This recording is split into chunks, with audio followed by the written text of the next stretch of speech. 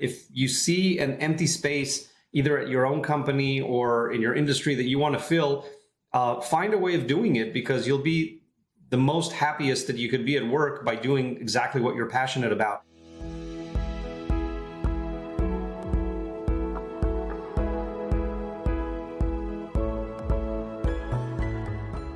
Hello, and welcome to another episode of the Transform Sales Podcast. Today, I am so excited to have Udi Ledegor with me today. How are you? I'm great, Wesley. Thanks for having me. Let me tell you a bit about Udi. He is a 5-time marketing leader at B2B startups and currently the Chief Evangelist at Gong. As Chief Evangelist, Udi oversees Gong's category leadership in revenue intelligence space through bringing new products to market and advancing thought leadership. While serving as Gong's Chief Marketing Officer, he led the creation and leadership of the revenue intelligence category, pioneered an iconic human-centric brand, and led Gong's marketing efforts from zero to hundreds of millions in revenue. Passionate about startups and brands during the day, whiskey and music in the evening, he is also an author, speaker, angel investor, and startup advisor based in San Francisco. Wow, Chief Evangelist Officer. So tell me, how did you get started and how did you get to where you are today? Yeah, so I'm originally from Israel, the Tel Aviv area, and I served in the Israeli army for several years, which is kind of an interesting coincidence because the day that we're recording this podcast is the Israeli Independence Day. So when I was in the military, as I was approaching the end of my service, I got recruited by a technology company completely out of the blue. They called my army office. I have no idea how they got to me. And they wanted a subject matter expert on a certain artillery system that I had been working on. And that's how I got my first job. And in hindsight, it was kind of like a product management job because they recruited me as the expert on the system that they were building a simulator for. And so I had to tell the engineering team what to do to make it feel and look more like the actual missile system that we were simulating. And that's how I got my first job. And from there, I moved to a more formal product management role at another company that created technologies for the diamond industry. If you believe that, there's a niche for everything these days. So I did that for 5 years. And as I was doing my product management role, there was not a full-time marketing function at that company. And I started picking up the slack and doing things like organizing events because I needed to speak at them as a product manager and get the news out about our new products. And in hindsight, a lot of that is kind of like evangelism, which will bring us full circle in a minute. But after about 4 years in that role of product management, I went to my CEO and said, hey, I think the company would benefit from a full-time marketing function. It would elevate everything that we're doing. And I've got just the guy for you. I want to be our first head of marketing. So why don't I recruit someone to replace me in product management and I'll transition into marketing? And crazy enough, he agreed. And that's how I got my first marketing role. So I transitioned into my first head of marketing role, did that for a couple of years, and then moved on from there and went on to build 5 marketing teams at different companies. The most recent one here at Gong, where I've been for almost 7 years. I was marketer number 1 and employee number 13 at a company that's now 1,300 employees. And 3 months ago, we brought in an awesome new CMO who's seen the next level of growth that we're going into, from hundreds of millions in revenue to $1 billion plus or multi-billion dollars of revenue.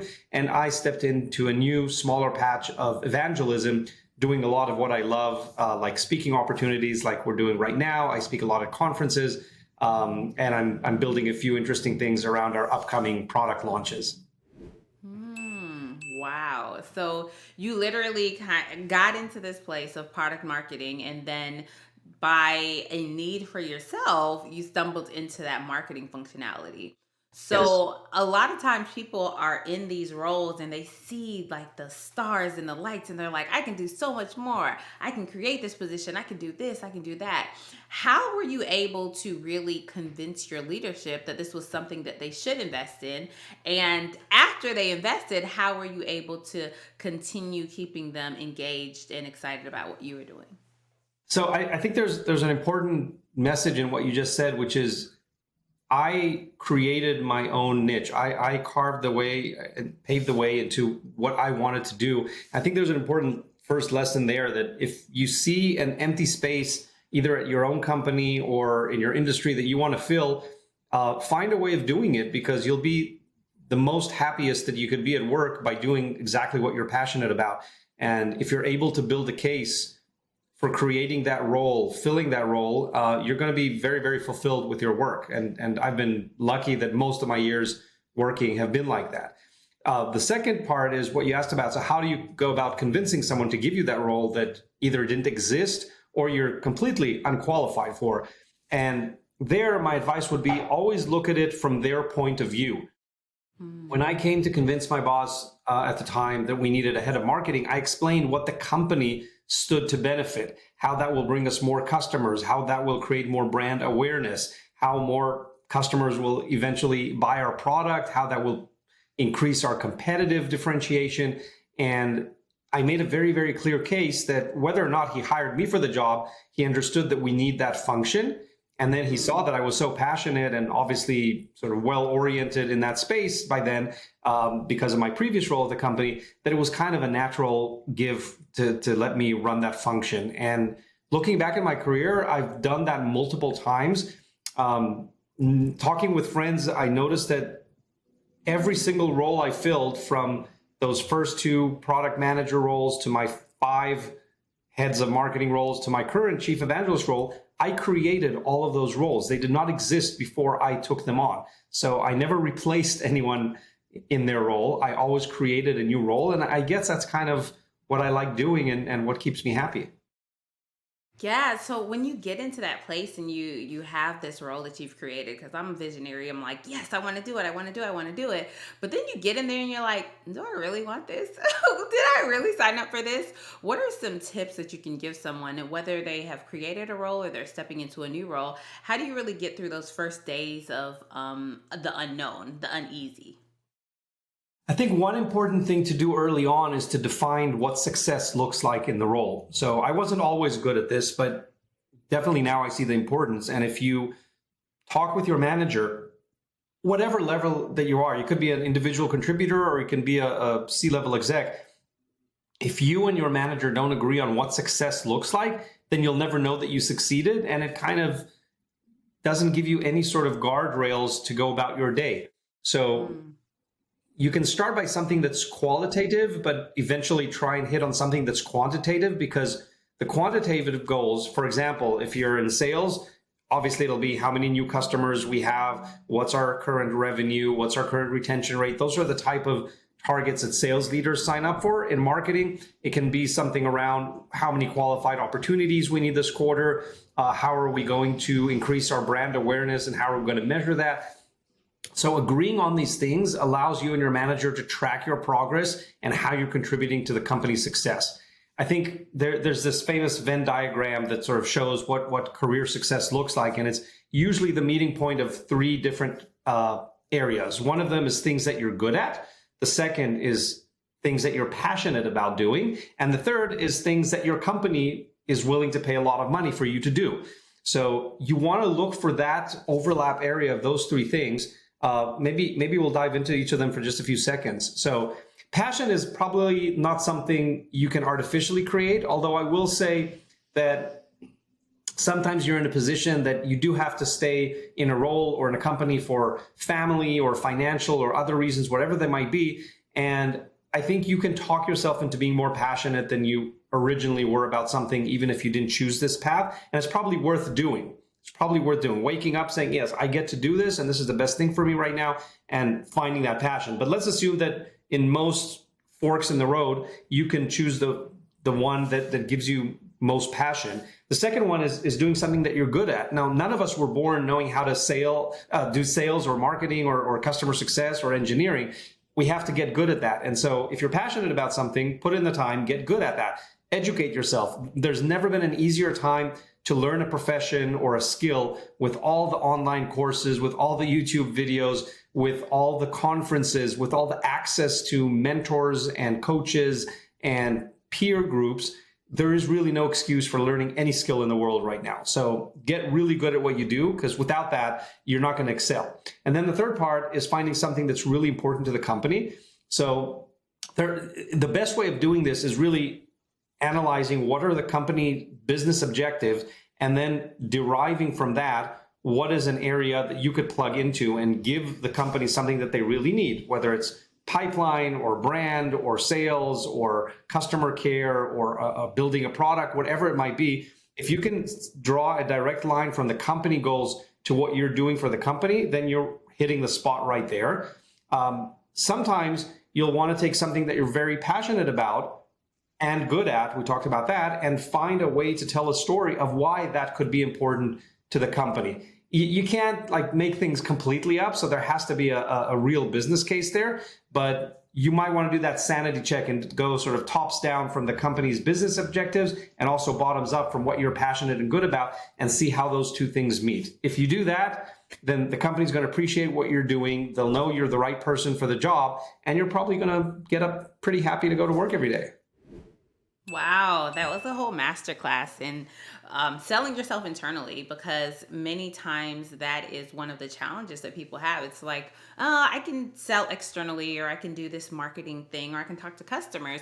But when it comes to selling yourself internally, you don't really have the aptitude, you don't have the words, the things that you need to say, but really aligning your passions and strengths, right? Because just because I'm passionate about it doesn't mean that I'm good at it, right? So Yeah. passions and strengths, along with the company's business objectives, are really, really important. And so as we talk about this Venn diagram, or this internal alignment that individuals should have, talk to us about the internal alignment that you tend to have with your sales organization as well as customer success, because, we hear that sales and marketing should be like peanut butter and jelly, but sometimes it can be like oil and water. So how are you able to drive that internal alignment? Since peanut butter and jelly are definitely a lot tastier than oil and water, that's what we should all be striving for. So I love that analogy. Today, customer success is really considered an extension of sales or of the revenue organization in many, many companies. So we can kind of lump them together for the sake of this discussion. So looking at your revenue leader, that will usually include customer success, but if not, then obviously you need to work with both of them. This is something I'm very passionate about. Sales and marketing alignment should be very, very strong, and should be a huge effort. No, well, not a huge effort, but should be a huge priority from both sales and marketing leaders. I've been and helped many companies that said that they didn't believe in marketing. The CEO or the sales leader didn't believe in marketing, but I've never met a CEO who didn't believe in sales. Now, why is that? I think first of all, it's the marketer's fault. It's our fault. There are too many marketers that fail to show how they contribute to the business, that take on wishy-washy goals that cannot be measured, and their contribution to the business cannot be quantified. And so it starts with the marketing. And with marketing acting that way, it's hard for the CEO or sales leader to see how they contribute to the business and say, yes, I believe and I'm passionate and I want to invest in marketing. So let's start by looking at what we're doing and make it easy for people outside of marketing to understand, how are we contributing to the business? Why is it important? Every dollar that we pour into marketing, how is it going to come back as revenue or pipeline? So that's number one. Two, it really, really does require trust and open communications between both the sales and marketing leaders. There's a simple test that I found works really well. If you want to know if you're well aligned with your counterpart in sales or marketing, do you know how they take their coffee? Just think about that. Do you know if they take it black? Do they add milk? Do they add sugar? Maybe another sweetener? Do they even take tea? Maybe they don't drink hot beverages at all. If you don't know the answer to these questions, you're not aligned well enough with your sales or marketing leader. Think about that. If you're not having a weekly coffee, if you can't go down and order their usual because you're meeting with them so often that at this point you know how they take their beverage, you're not meeting with them often enough. You're not well aligned enough. So it's a very superficial, tactical sort of testing of the waters, but I find it very, very effective. So make sure you know how your sales or marketing leader takes their coffee. Mine doesn't take coffee. He drinks tea. Or he's actually back to decaf lately, so I know that. But you need to understand how they take their coffee, because that means you've got a regular cadence of communicating. You need to be communicating ideally on a weekly basis or as needed, sometimes more than that, sometimes less than that. And what we did in these meetings is openly discuss, where are our challenges right now? Is mid-market doing okay? Great. Let's talk about enterprise. Oh, we had a rep leave there. Can we transfer some pipeline and opportunities from one to another? Can we supplement pipeline for a segment that's hurting right now? What are we going to do about the declining win rates in the third segment? So these are the type of things that when we discuss openly, we can come with solutions. The bad way of doing this is showing up to a broader meeting, say the weekly revenue meeting or pipeline meeting, and start finger pointing. And that goes back to the old cliches of marketing providing junk leads to sales and sales not following up on the leads provided by marketing, and everyone's blaming each other. And then both of them go ahead and blame product for not having the right thing to sell. It gets lots of fun at those meetings. But seriously, the right way of doing this is meeting one-on-one as often as you need to make sure that you're aligned. And when there are challenges, you can speak about them in the same way and present to the larger group your joint action plan for how you're going to attack this. And that increases the management confidence in both of you. I think that the counterintuitive thing here is that by deflecting blame on the other side, you're not making yourself look better. It just looks like you're avoiding responsibility. By working together and coming with the joint action plan, you're going to look a lot more responsible, and the organization is going to have a lot more trust in both of you. And, going back to one of the very first things you said, the onus is on the individual within the department to say, okay, am I communicating effectively? Am I selling the value that we can provide to marketing or marketing to sales? Like, are we doing that? Or are we as a sales department like, oh, we're the big bad wolf, we can do whatever we want, we don't need you, right? I had a former colleague reach out to me recently, and she's a director of marketing, and so she's trying to learn the business, right? So she reaches out to her colleague, the director of sales, and she said, hey, can you set up some joint sales calls between myself and your sales reps? And he said, no. Why do you need to go on calls with them, right? And so it's like, why as a marketer, do you need to go on sales calls, right? And so I want to pose that to you. Why is it important for sales to be welcoming and marketing to be open to stepping into that customer's world? So I'll answer that in two ways. One, I'll start with what you asked about, which is why it's important. But the second part, I want to talk about how to actually go about doing that in a way that's conducive to that relationship and alignment and doesn't create more friction and more work for the salespeople.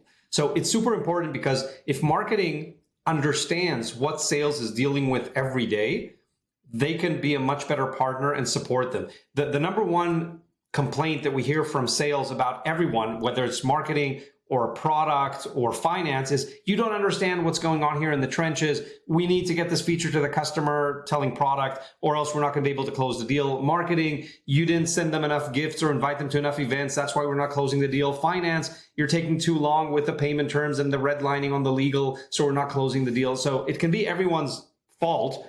But if you're sitting with the salespeople in their weekly meetings and seeing what they're going through, you might actually go back to the marketing team and say, hey, this is what sales is going through right now. Can we come up with some ideas for a campaign or an event or collateral that will help them with this deal or with this segment? And that's how some of the best things are created, by listening to our friends in sales and understanding what they're going through in the trenches. So it's super important. And it goes back to that alignment that we talked about. Without that alignment, marketing is going to be the arts and crafts department. They're going to be creating their little brochures and making a pretty website and sending out lots of nice swag. But is that going to support what sales needs right now? Who knows? Because they're not aligned with what sales needs. So that importance, I think, is almost obvious. What I think is not obvious is how to go about it. And I think sometimes marketing forgets that the goal of marketing is to make sales easier. Marketing does not exist to win marketing awards or post cool stuff on social media. Marketing exists, in my view, to make sales easier. And when they succeed in doing that, then marketing is also elevated. If they don't succeed in doing that, if sales are not hitting their goals, nobody in marketing is going to be employee of the month, because that is literally why the department was created, to make sales easier. And so how do you make sales easier? Not by creating more and more meetings and taking salespeople away from their customer calls to sit with a marketer. They don't want to do that. You need to work within their schedule. You need to show up to the meetings they're already having. Every sales team has a weekly meeting. Show up to that meeting. Just be a fly on the wall. Listen to what they're going through. Where are they being challenged? Then come up with some creative ideas that actually help them, and either go do them or go talk to your sales counterpart about them. And you'd be surprised that suddenly they have a lot of time to listen to you because they see that you understand what they're going through and you came with a solution that could potentially help. So it's about taking the heavy lift on you, the marketer, not creating more lift and work, not asking salespeople to go and update a million spreadsheets because you want to neatly track your marketing campaigns. You, the marketer, have to do that.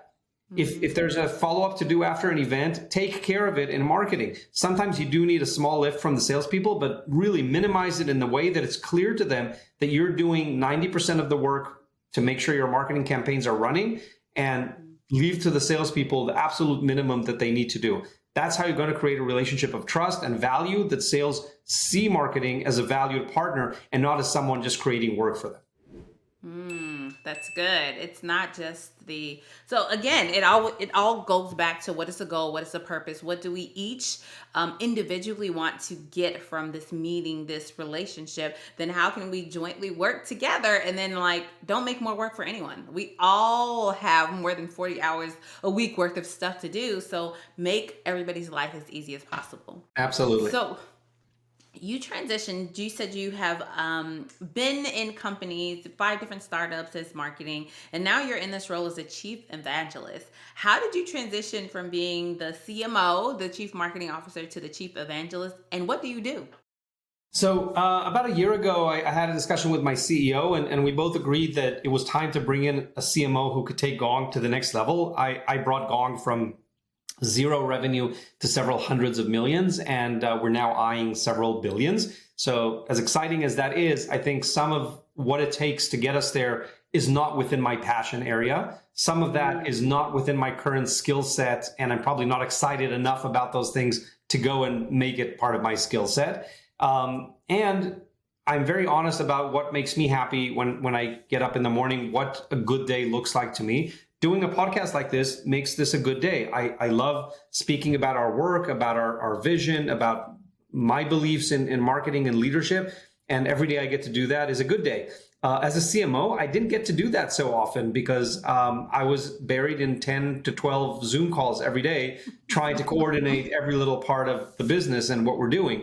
And so this new role allows me to do actually more of what I love in many areas, and allows us to bring in someone with the passion and skill set for what we need next at Gong. So that's part of this transition. What I actually do today, to be honest, we're still building it. I've been doing this for only 3 months, so it is a new role. We do have a set of 4 different KPIs that we agreed on what success looks like, and we're trying to make sense of all that. But in the meantime, I am working on some things I can't share yet because they're related to an upcoming product launch. So we're going to leave a little bit of element of surprise for when we come out with that in the next few weeks. But I am very excited to be speaking with many sales and marketing leaders and professionals. I'm working with influencers in our industry to help propel our brand. I'm working with different partners who want to work with Gong in different capacities, whether in a go-to-market or a technology partnership. So that is part of what I'm doing. And I'm helping with a lot of internal alignment. I continue to do sales marketing alignment by speaking with CMOs of our customers and prospects and even their sales leaders to tell them about how they can leverage Gong in different ways that they didn't even think of, and share our experience for how we do this at Gong. So those are some of the things that keep me busy right now. So you literally practice what you preach. You found this is your passion, your skill set tied to the business objectives, and you made yourself this magical position where you can you show up and literally you are walking in the path and you're doing the things that you enjoy doing. I always tell people, Wesleyan, on her best day, I just get to show up and talk because that's what I love to do. And whether it's doing this or training a team or working with leaders, if I get to show up and I get to talk and impact lives, that is me at my best. And it sounds like that is you at your best. Agreed. So in your career, you've had a lot of fantastic and diverse experiences. Can you share an experience that has impacted the way you lead, either personally or professionally?